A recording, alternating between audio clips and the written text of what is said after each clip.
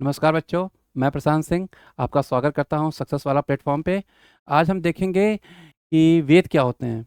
हमारी क्लास हो चुकी थी, हम लोग जान चुके हैं कि अब तक मानव कैसे विकास हुआ, मानव का हड़प्पा सभ्यता में कैसे सभ्यता फली फूली और उसका पतन कैसे हो गया। तो आज हम देखेंगे वेद क्या हैं। वैदिक काल प्रारंभ करने से पहले हम समझेंगे कि वेद क्या होते हैं, उपनिषद क्या होते हैं, पुराण क्या होते हैं, वेदांग क्या हैं, इनके बारे में। कहा जाता है ना कि हमारे वेदों में ये लिखा है, हमारे शास्त्रों में ये लिखा है। तो क्या लिखा है और ये कहाँ से आए। तो वेद जो है, देखते हैं। वेद वेद जो हैं रचे गए कहा जाता है, लिखे नहीं गए हैं। कहते हैं इनको ईश्वर ने रचा। हम लोग कभी कभी बोलते हैं कि वेद मंत्र और उच्चारण। ये वेद मंत्र और उच्चारण क्या है? वेद जो है इनका संग्रह है। वेद मंत्र और उच्चारण। इन मंत्रों का उच्चारण करने के कारण ही इन्हें श्रुति कहा गया है। क्या कहा गया है? श्रुति, मतलब कि सुनने के कारण। तो इनका एक अर्थ है कि इन्हें श्रुति भी कहा जाता है। श्रुति भी कहा गया है। इन्हें श्रुति भी कहा गया है। अब ये श्रुति क्या है? श्रुति का मतलब है सुनना। ठीक। मंत्रों को सुनने के कारण इन्हें श्रुति कहा गया है। इसका अर्थ क्या होता है? सुनना। ठीक। इनका अर्थ क्या होता है? सुनना। अब देखा जाए तो वेद के कितने भाग हैं। वेद के तीन भाग होते हैं। वेद के कितने भाग होते हैं? तीन भाग होते हैं। वो यहाँ देख लेते हैं हम लोग। वेद के तीन भाग। वो भाग कौन कौन से हैं? पहला भाग है संहिता। संहिता। दूसरा भाग है ब्राह्मण। और तीसरा भाग जो है वो है आरण्यक।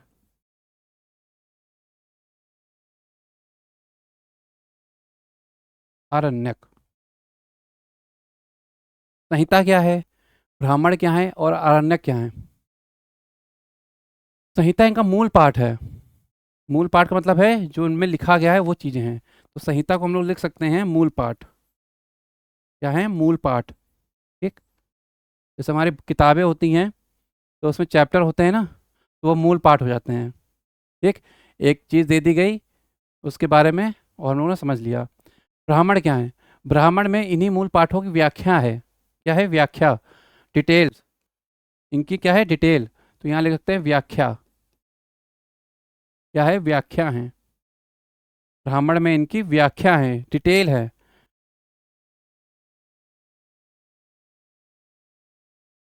ब्राह्मण में इनकी व्याख्या है। अरण्य क्या है? अरण्य जो है मनन प्रधान साहित्य हैं। इनमें मनन द्वारा ज्ञान प्राप्त करने का माध्यम बताया गया है। क्या बताया गया है? मनन द्वारा ज्ञान प्राप्त करना। इसमें क्या है? मनन। ठीक। मनन द्वारा ज्ञान की। स्कूल में देखा होगा अपने आपने, जब टीचर आप लोगों से पूछता है कुछ चीज़ तो आप लोग आसमान की तरफ देखते होंगे और फिर मनन करने लगते होंगे क्या पूछ लिया और क्या बताना है। जैसे आसमान में ऊपर छत में लिखा हुआ है ना? ऐसा नहीं है। तो यही चीज़ है, मनन है। हम किसी चीज़ का मनन करने लगते हैं, कभी कभी आँख बंद करके याद करते हैं। कहते हैं ना, सर रुकिए एक मिनट, सर बता रहा हूँ सर, आ रहा है। तो वो यही चीज़ है। ठीक। तो आरण्यक में क्या है? मनन द्वारा ज्ञान प्राप्ति। मनन द्वारा ज्ञान प्राप्ति। तो वेद के तीन भाग हो गए। और वेद कितने होते हैं? आपने सुना होगा वेद। वेद चार होते हैं। कौन कौन से होते हैं? ऋग्वेद होता है पहला वेद, जो सबसे पहले रचा गया, ऋग्वेद। इसके बाद आता है आपका यजुर्वेद, फिर सामवेद और फिर अथर्ववेद, चौथा और अंतिम वेद। अगर आरण्यक को के बारे में देखा जाए तो इनकी खासियत यह है कि आगे चलकर इन्हीं आरण्यक से उपनिषदों की रचना भी की जाएगी। उपनिषद की रचना हुई। अरण्य का मतलब क्या होता है आप सोच रहे होंगे। अरण्य मतलब होता है जंगल, इनका इसका पर्यायवाची है, जो इसका सिनोनिम है वो है जंगल। तो अरण्यक का मतलब लिख सकते हैं अरण्य बगल में आप, अरण्य इक्वल टू जंगल, जिससे चीज़ भी याद रहेगी और समझने में आसानी भी रहेगी। ठीक, तो आपको समझ में आ गया ये चीज़ें कि वेद क्या है। वेद का शाब्दिक अर्थ क्या होता है? श्रुति होता है। क्यों? क्योंकि सुनना, सुन के कारण इनको याद करना, सुन के इनको याद करने के कारण इनको श्रुति भी कहा गया। और ये क्या है? वेद और मंत्र उच्चारण है का संग्रह है ये। वेद के 3 भाग होते हैं, संहिता, ब्राह्मण और आरण्यक। संहिता क्या है? मूल पाठ है इनका, जो बेसिक चीज़ें हैं वो सब इसी में है, संहिता में। ब्राह्मण क्या है? व्याख्या है, इनकी व्याख्या की गई हैं। आरण्यक क्या है? मनन द्वारा ज्ञान प्राप्ति का माध्यम है। अरण्य का मतलब होता है जंगल। और इनसे आगे कालांतर में जब बढ़ेंगे हम लोग, तो उपनिषदों की रचना होगी, उपनिषदों की रचना होगी। उपनिषद जब वेदों में, ऋग्वेद में या फिर इनके माध्यम से, वेदों के माध्यम से जब कर्म कांड ज़्यादा बढ़ गए, तो उनका विरोध करा गया है उपनिषदों में। ये ऐसा नहीं करना चाहिए, जैसे बलि, पशु बलि, मनुष्य तक की बलि चलने लगी आगे, तो उनका विरोध किया गया उपनिषदों के माध्यम से। ठीक, आगे बढ़ते हैं हम लोग, देखते हैं कि वेद कितने प्रकार के होते हैं। वेद के 4 रूप कह सकते हैं हमको। अभी कौन कौन से हैं अब देखते हैं हम लोग। पहला वेद आता है हम लोग का ऋग्वेद। पहला वेद कौन सा है? ऋग वेद। ठीक, ऋग्वेद में क्या है? ऋग्वेद में भजन है। ठीक, ऋग्वेद में क्या है? भजन। हम लोग भजन करते हैं ना, तो इसमें क्या है? इसमें भजन है। क्या है इसमें? भजन है। ऐसे ही आप नोट्स भी बना लीजिए, जिससे आसानी रहेगी चीज़ें समझने में और याद करने में भी। ऋग्वेद में क्या है? भजन है। और इनको, भजन को करता कौन है, करने वाला कौन है, इनका ब्राह्मण कौन है? तो इनके करने वाला जो है ऋग्वेदों को, वो है होत्र। क्या कहते हैं? होत्र। जैसे आप होता भी कह सकते हैं, ठीक है, होत्र। ठीक, होत्र, इन्हें करने वाला कौन है? होत्र। अगर ऋग्वेद के ब्राह्मण अगर पूछे जाएं, कभी एग्जाम में पूछे जाते हैं, पूछे क्या जाएंगे, कहते हैं कि ये एनडीए में या सीडीएस एग्जाम में, यूपीएससी कुछ भी पूछ सकता है, और जो कभी नहीं पूछा वही पूछ लेता है, और एग्जाम में आता है और भूल जाते हैं सब लोग। तो हम लोग देखते हैं कि इनके उपवेद क्या हैं और ब्राह्मण क्या हैं। अगर इसका ऋग्वेद का उपवेद भी है, इन सभी वेदों के उपवेद भी हैं।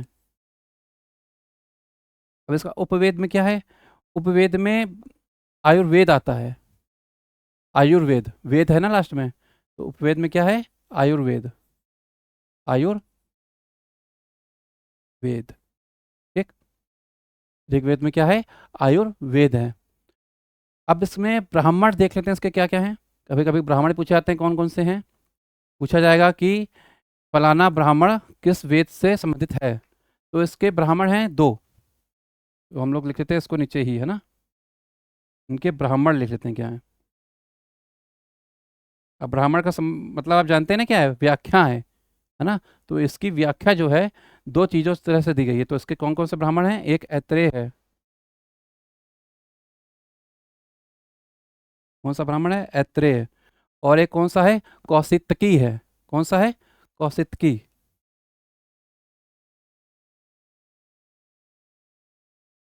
कौशितकी। ठीक, कौन सा ब्राह्मण है? कौशितकी है।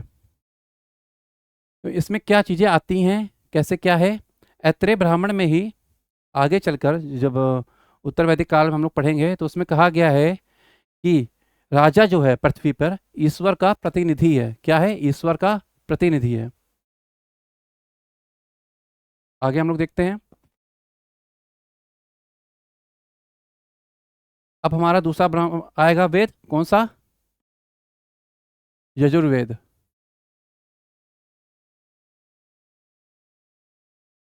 यजुर्वेद। अब इनमें क्या है? यजुर्वेद में क्या होता है? यजुर्वेद में यज्ञ होते हैं। ठीक, क्या होते हैं? यज्ञ। यज्ञ है। यजुर्वेद में क्या है? यज्ञ है। और दूसरी चीज अगर देखी जाए, अब जैसे उसको करने वाला होत्र था, तो इनको भी करने वाला कोई होगा ना, यज्ञ को कौन करता होगा? तो इससे कहा गया है अधर्व्यू। क्या कहा गया है? अधर्व्यू।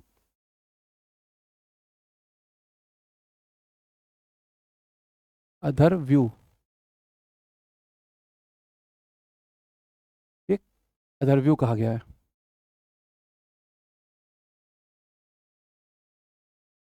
अब इसका भी उपवेद होगा, इसका भी ब्राह्मण होगा, तो ये भी तो पता होना चाहिए। तो इनके भी वेद है, सिंपल चीजें हैं।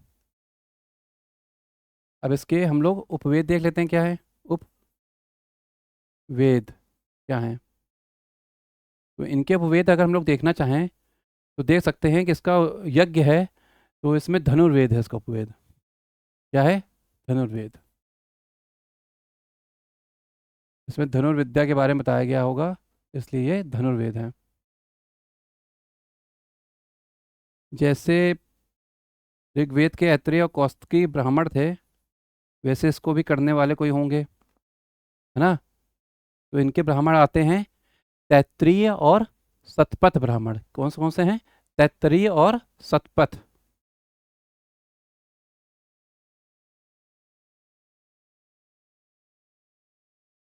तैत्तिरीय और सतपथ। सतपथ ब्राह्मण। ठीक, इन्हीं में आगे हम लोग देखेंगे कि गोत्र के बारे में पता चलता है, चीज़ों के बारे में पता चलता है। ये है। तो हम लोग का तीसरा ब्राह्मण है, हम लोग का तीसरा वेद कौन सा होगा अब? सामवेद।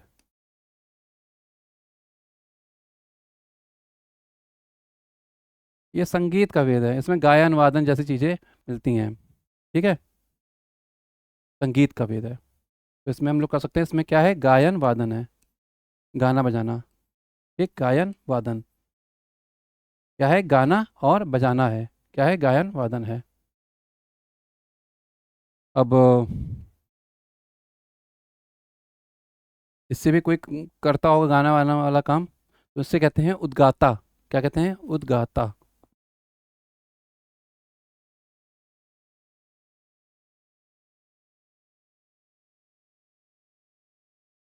ठीक, कौन है? उद्गाता।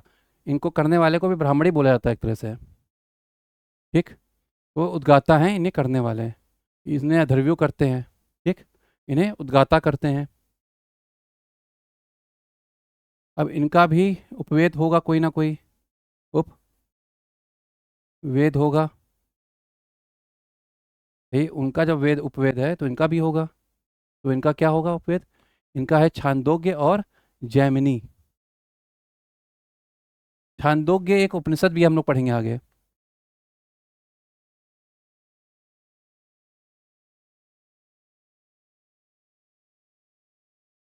एक मिनट, इनका उपवेद है ब्राह्मण, मैंने बता दिया था गलती से, सॉरी।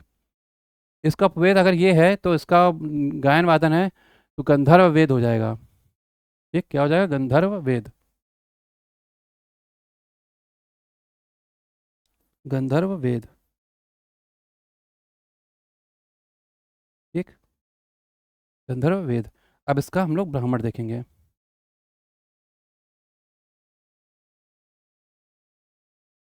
अब यहाँ पढ़ेंगे हम लोग छांदोग्य और जैमिनी।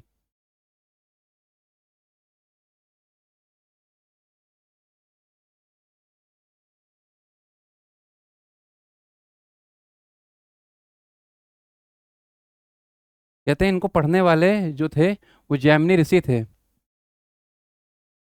ठीक, कुछ इन्हीं के नाम पे जैमिनी इनका एक ब्राह्मण बन गए। ठीक है,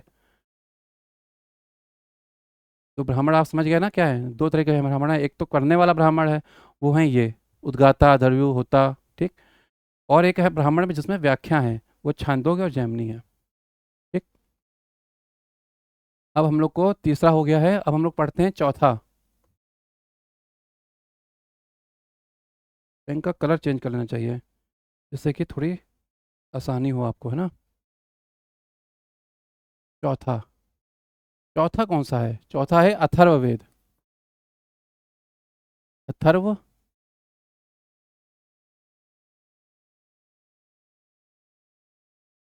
वेद कौन सा है? चौथा है अथर्ववेद। अब इसमें भी कुछ ना कुछ तो होना ही चाहिए। तो इसे करता कौन है? ये करने वाले हैं। इसमें होता क्या पहले तो ये, इसमें जादू टोना तंत्र मंत्र है। इसमें क्या है? तंत्र मंत्र जादू टोना। क्या है इसमें? तंत्र मंत्र है। तंत्र मंत्र है।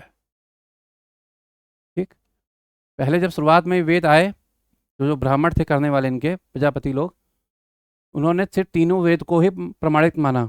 कहा कि हम सिर्फ इन्हीं को मानते हैं, चौथे वेद को नहीं मानते हैं। तो कहानी है ऐसी पुराणों में कि शंकर जी का हस्तक्षेप हुआ, फिर इनको भी अथर्ववेद का। और इसको लिखने वाला भी एक ऐसा व्यक्ति है जो ब्राह्मण था, एक अच्छा सा। उनको भी महामृत्युंजय जाप का रचयिता माना जाता है। उन्होंने ही इसकी रचना की थी, अथर्ववेद की। अब आपका कर्तव्य है कि ये बताना कि महामृत्युंजय जाप जो है करते हैं लोग शंकर जी का, उसकी रचना किस ऋषि ने की है। ठीक। तो अथर्ववेद में तंत्र मंत्र हो गया। अब इसे करने वाला कौन होता है? ब्रह्मा। कौन है? ब्रह्मा। इसे करने वाले कौन है? ब्रह्मा। और इसका सिर्फ एक ही उपवेद है, वो है शिल्पवेद। ठीक। क्या है? शिल्प वेद। अब इसका ब्राह्मण कौन सा होगा? तो अगर इनके ब्राह्मण देखने हो तो इनका एक ही ब्राह्मण है, और वो है गोपत। गोपत। ठीक। तो इन्हें करने वाला कौन होता है? ब्रह्मा। ठीक। कन्फ्यूजन हो रही होगी कि ये अथर्वयु लिख दिया, यहाँ पे ब्रह्मा लिख दिया, यहाँ उद्गाता लिख दिया। अब बाद में कभी याद करना हुआ तो क्या करेंगे? बाद में याद करना हुआ तो वीडियो देखेंगे, है ना। या फिर जब हम नोट्स बनाएंगे आप इसको देख के तो उसके आगे लिख लीजिएगा, सामवेद को करने वाले उद्गाता हैं और इसका विषय क्या है? ये विषय है गायन वादन। ठीक है। ये विषय हैं इसके। विषय क्या है? गायन वादन। इसका विषय क्या है? गायन वादन। इनका विषय क्या है? यज्ञ है। इसका विषय क्या है? तंत्र मंत्र है। उसका क्या है? भजन है विषय, ना, सब्जेक्ट। अब विषय है, कोई पढ़ाने वाला भी तो होना चाहिए उस विषय को। जैसे ज्योग्राफी का टीचर होता है, मैं हिस्ट्री का हूँ, ज्योग्राफी भी पढ़ाऊंगा, इकोनॉमी पढ़ा दूंगा, तो हम टीचर हो गए, उसके व्याख्या करने वाले ब्राह्मण। अब उपवेद, उपवेद समझ लीजिए कि इसके बारे में कुछ चीज़ें डिटेल में दी गई होंगी, तो ये है हल्की फुल्की चीज़ें। टीका समझ लीजिए आप, टीका कह सकते हैं, है ना, कह तो। और इसके ब्राह्मण हैं भाग, जो इसमें व्याख्या है जिसकी, तो उसे भी ब्राह्मण कहते हैं। तो उसमें जैसे छंदोग्य जैमिनी है सामवेद में, यजुर्वेद में तैत्तिरीय और शतपथ हैं, अथर्ववेद में आप देखते हैं कि ब्राह्मण है इसका गोपथ। ठीक। उपवेद हैं शिल्पवेद इनके। ठीक।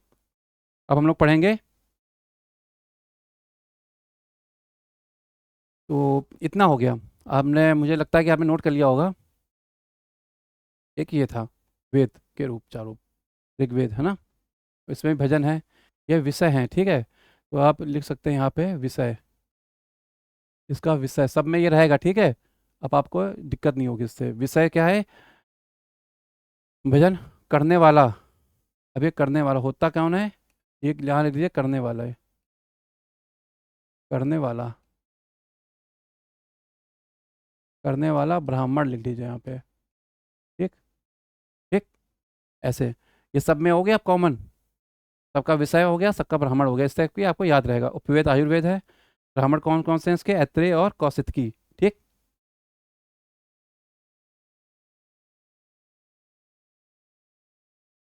आगे देखते हैं।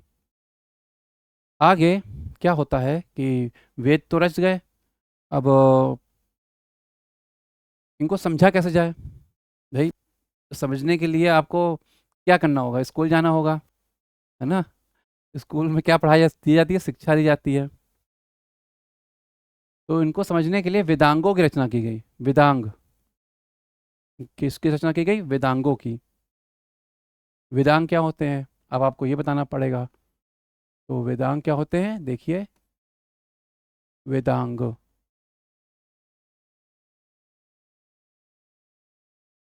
एक मिनट।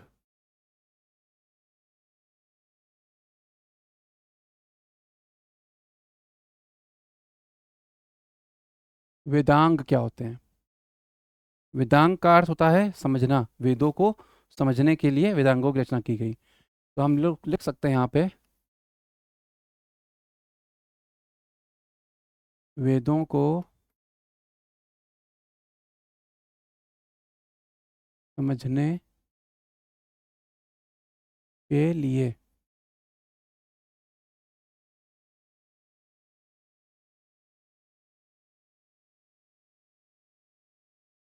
वेदांगों की रचना की गई। ठीक।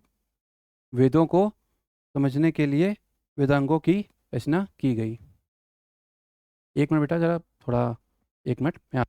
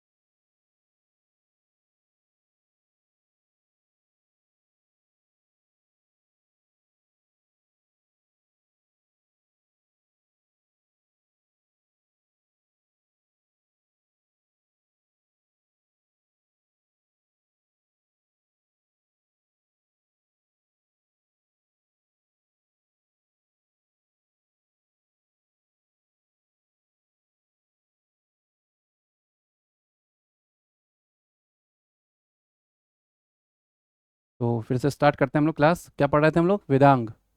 वेदों को समझने के लिए वेदांगों की रचना की गई। अब वेदांग कितने होते हैं? तो वेदांग कुल 6 होते हैं।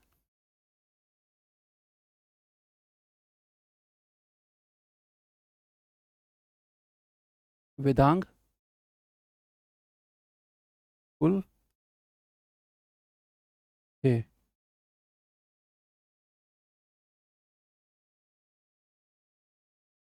होते हैं की जगह हम लोग लिख लेते हैं वेदांग कुल ये हैं। ठीक है। अब ये क्या हैं और कौन कौन से हैं, इनमें क्या चीज़ें होती हैं, इनको हम लोग समझते हैं जिससे कि और समझ में आएगा। ठीक। तो वेदांग में वेदांग 6 हैं, तो कौन कौन से पहले ये समझ लेते हैं ना। तो वेदांग 6 कौन कौन से हैं।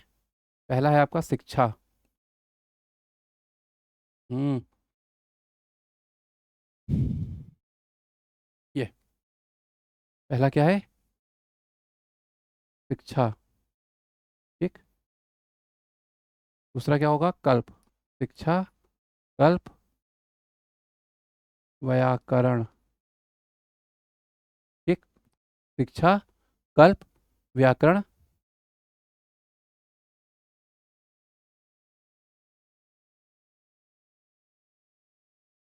ज्योतिष,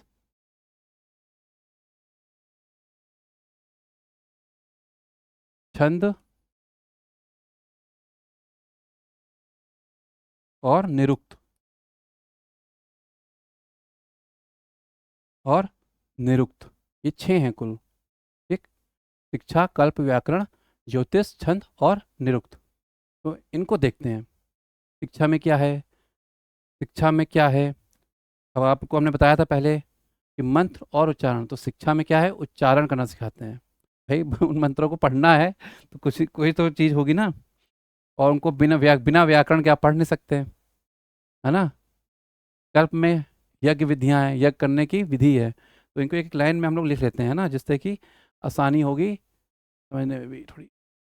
ठीक। या कलर चेंज कर लेता हूँ पेन के ना।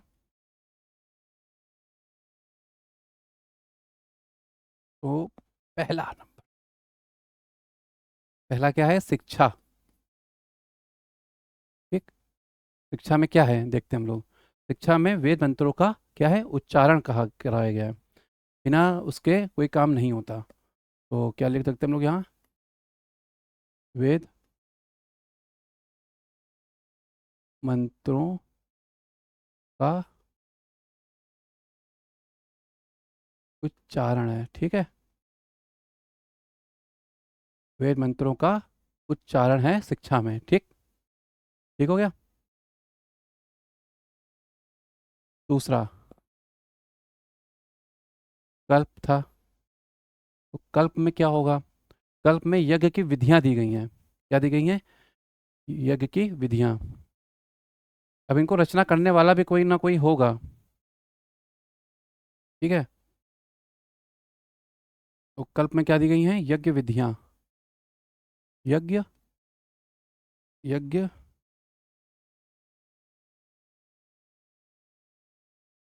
यज्ञ की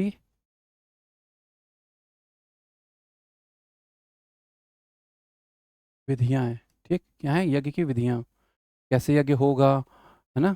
ये सब चीज़ें हैं। और कल्प शास्त्र जो है, ये शास्त्र बोल सकते हैं, इसकी रचना जो की है गौतम ऋषि ने की है। तो इसकी रचना किसने की है, रचना जो है गौतम ऋषि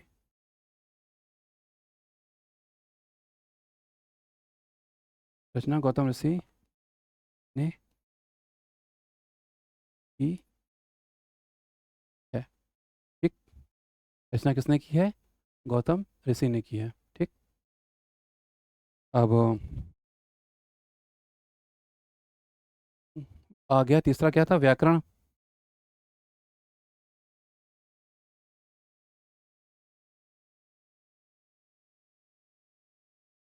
व्याकरण में क्या है,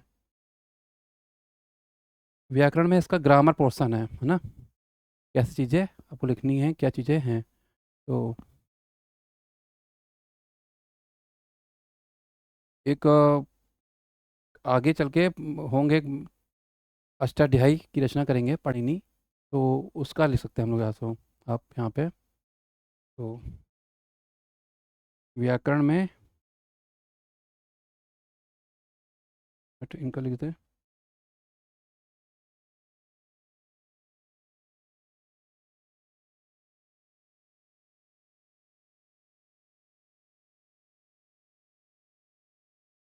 वेदों की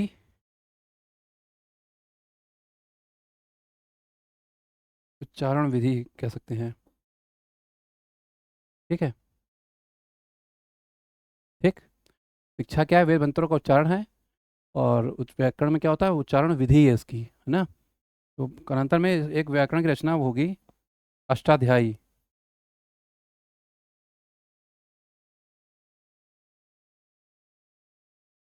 और इसको लिखेंगे पढ़िनी। पढ़िनी। ठीक है। इसको लिखेंगे पढ़िनी। ठीक है। आगे देखते हैं हम लोग।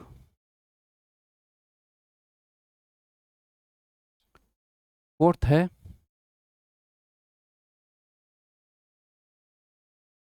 ज्योतिष, है ना।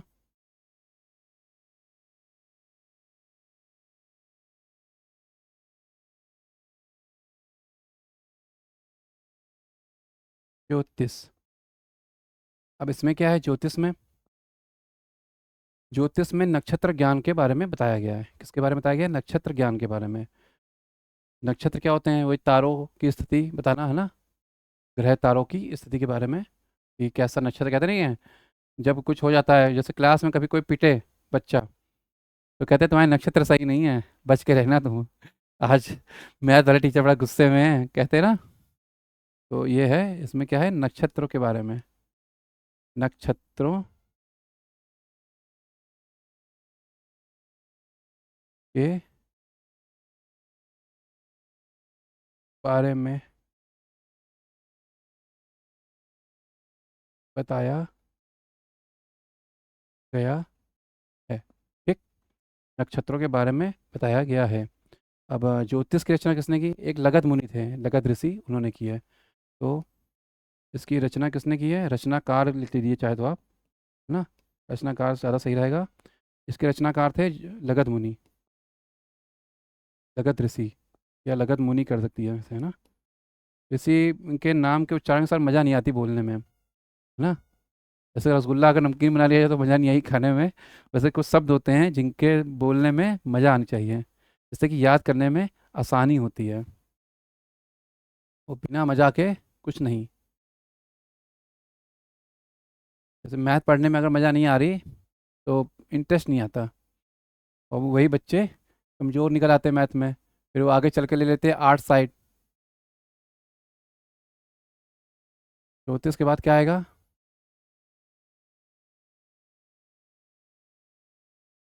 छंद, है ना।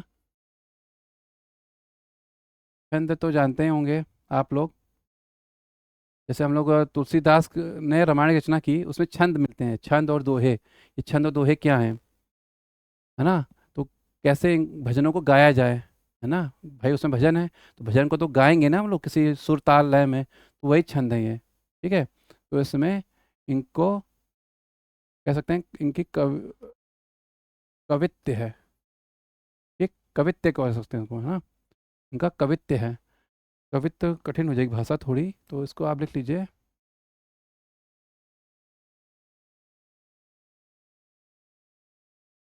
वेदों के मंत्रों के गाने की विधि है। ठीक। ऐसे समझ लीजिए। ठीक। गाने की विधि है, सिंपल चीज़, सरल भाषा में सिंपल चीज़। अब हमारा अंतिम कौन सा और बचा है? बचा है हमारा निरुक्त। इसमें क्या है? डिक्शनरी है ये हमारी। क्या है? डिक्शनरी। निरुक्त। हाँ, छंद साज की रचना अगर देखेंगे ना, तो पिंगल ऋषि थे। कौन थे? पिंगल ऋषि।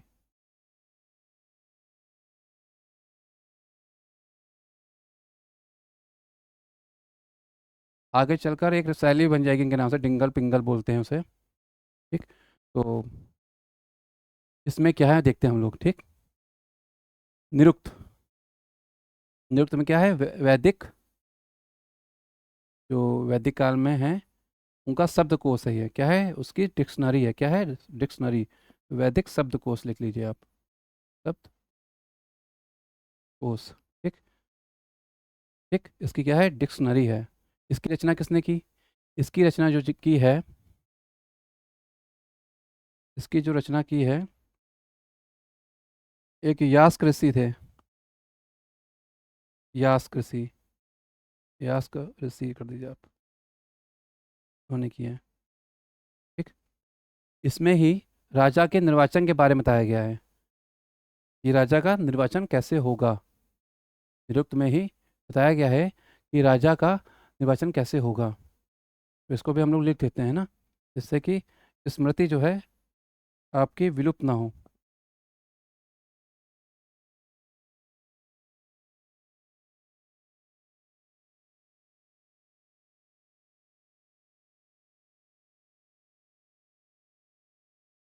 निर्वाचना हो गया।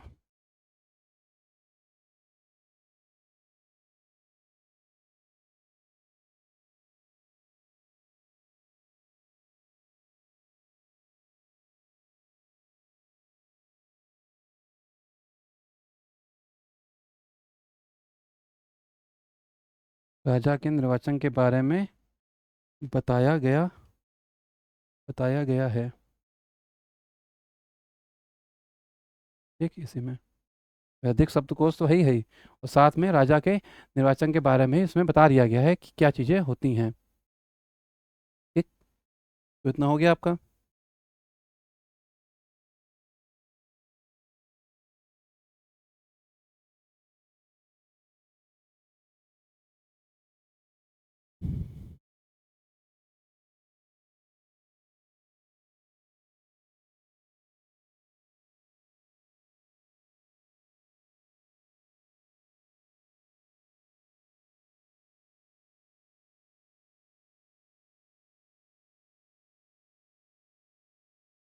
ठीक, राजा के निर्वाचन बताया गया। अब हम लोग पढ़ेंगे उपनिषद। उपनिषद क्या है, तो मैं सोच रहा हूँ उसको अगली क्लास में करा जाए, क्या कहते हैं, थोड़ा ज़्यादा हो जाएगा नहीं तो, क्योंकि उपनिषदों के बारे में कुछ इंटरेस्टिंग चीज़ें भी हैं, तो उनके बारे में पढ़ेंगे हम लोग। और फिर पुराण पढ़ लेंगे, और अगर हुआ तो स्मृति के बारे में पढ़ लेंगे, जैसे मनुस्मृति क्या है ना, या ग्वल की स्मृति क्या है, तो इनके बारे में भी आगे चीज़ें आती हैं, और ना याद करो तो पता नहीं चलता क्या है, इसलिए पता होना ज़रूरी है इन सब चीज़ों के बारे में। ठीक है, यूपीएससी चाहता है कि जो व्यक्ति है, लड़का जो बनना चाहता है ऑफिसर एनडीए के, उसको चीज़ें के बारे में पता हो, चीज़ें अपनी। ज़रूरी नहीं है कि कोई चीज़ आप इंग्लिश माध्यम से या अंग्रेजी माध्यम से पढ़ें। कहते हैं जो हमारी फर्स्ट लैंग्वेज है, जो मदर लैंग्वेज है, जैसे हिंदी, अलग अलग जगहों में लोगों की अलग अलग लैंग्वेज होती हैं।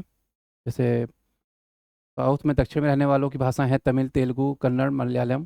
जैसे उत्तर भारत की जो भाषा है वो है हिंदी, है ना, राजभाषा भी हिंदी मानी जाती है।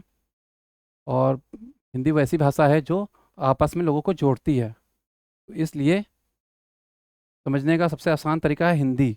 आप याद किसी भी माध्यम में कर सकते हैं, लेकिन कहते हैं जो हम लोग जिसका सबसे ज़्यादा प्रयोग करते हैं ना, उस वही चीज़ सबसे ज़्यादा आती है, तो इसलिए आप इसको ही पढ़िए। ठीक, ओके, फिर अगली क्लास में मिलते हैं आपसे दोबारा।